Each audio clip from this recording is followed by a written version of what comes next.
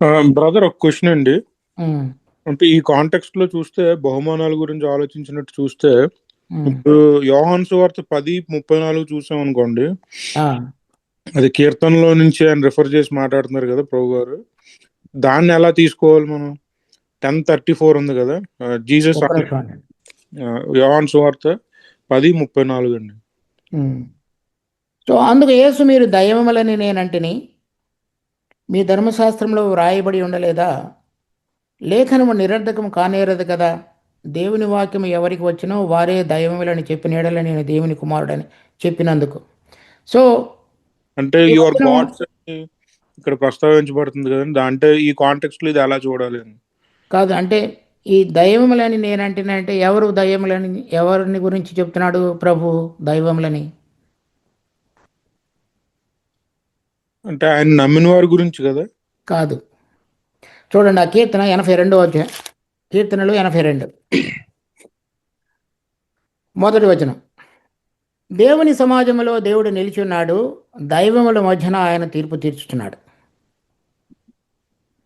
So పరలోకములో ఉన్నటువంటి దేవుడు అత్యున్నతమైనటువంటి పరమ ఆకాశంలో జీవించేవాడుగా సింహాసనాసీనుడై ఉంటాడు. చూడండి అది మీరు అక్కడ ఒక వేలు ఉంచండి 82 అధ్యాయంలో.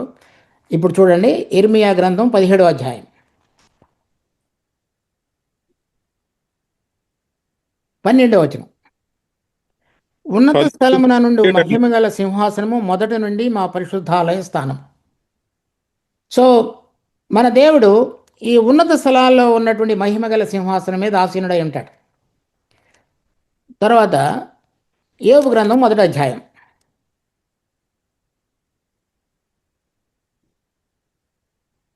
6వ వచనం.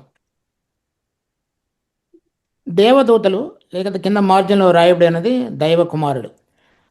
దేవదూతలు యెహోవా సన్నిధిని నిలుచుటకై వచ్చిన దినం ఒకటి తటస్థించిన.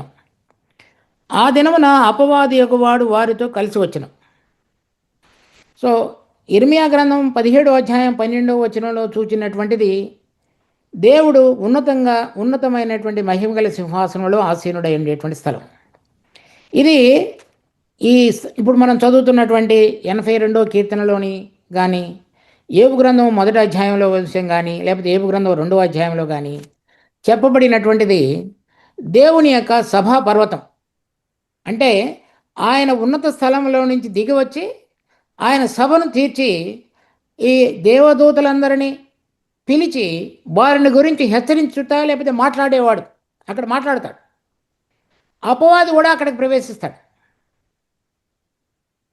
వారికి వాక్యం వచ్చినప్పుడు వారిని దైవ కుమారులని మీరు అంటున్నారు కదా, అంటే దేవుడు వారితో మాట్లాడటం ద్వారా వారిని దైవ కుమారులని అంటున్నారు మీరు. అది మీరు అంగీకరిస్తున్నారు, అంటే కీర్తనలో చెప్పబడిన దానికి ఆధారంగా. కానీ నేను దేవుని కుమారుడనని చెప్పినందుకు మీరు నమ్మటం లేదు కదా అని ప్రభు వారిని అడుగుతున్నాడు. వాళ్ళందరూ సృష్టించబడిన వాళ్ళు, ఆ దేవదూతలు. ప్రభు స్వయంగా దేవుడు. కానీ నేనే మీతో మాట్లాడుతున్నప్పుడు మీరు నన్ను అంగీకరించటం లేదు, కానీ నా వాక్యం ఎవరికి వచ్చిందో వాళ్ళని మీరు అంగీకరించేవారుగా ఉన్నారు కదా అని వారిని అడుగుతున్నాడు ప్రభు. కనుక అక్కడ చెప్పబడినటువంటి దేవుని వాక్యము ఎవరికైతే వచ్చిందో వాళ్ళు దైవ కుమారులు, వాళ్ళు దేవదూతలు, మనం కాదు. అది 82వ కీర్తనలోను, యోబు గ్రంథం 1వ అధ్యాయం 2వ అధ్యాయంలోనూ ఉంది. సో 82వ కీర్తనలు కనుక మీరు చూసినట్లయితే ఆ దేవదూతలు ఈ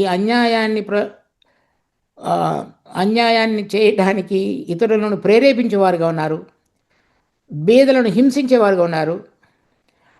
అలా మీరు చేయొద్దు, అలా కనుక చేసినట్లయితే మీరు మనుషుల వల్లే మీరు కూడా నశిస్తారనేటువంటి హెచ్చరిక దేవుడు వారికి జారీ చేస్తున్నాడు.